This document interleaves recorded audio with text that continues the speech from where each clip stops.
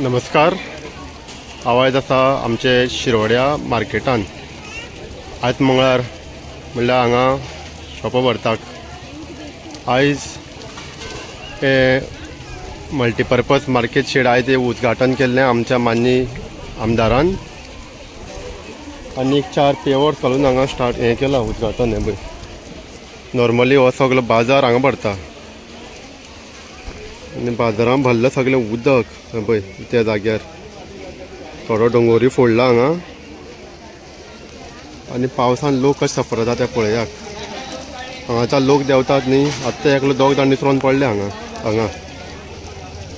हो आमचो शिरोडेचो smart विलेजीचो development. हो 2 हे लायले हांगा पेवर्स. तेजेर चलोन वचपाचें आनी तेजेरूच चलोन येवपाचें लोकांनी. पळया हांव तुमकां वचोन दाखयता. खंयच्यान बरें निसरता हांगा वचपाचें कशें आनी येवपाचें कशें तुमीच पळया. यो यो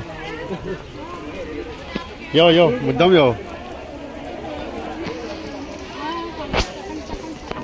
पळय हांगा चलपा वाट दवरल्या त्याच रस्त्यान येवपाचें.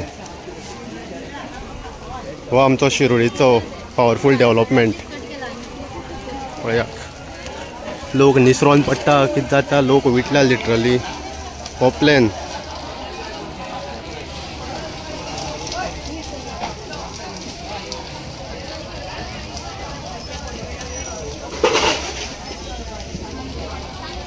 शिरोडेचो विकास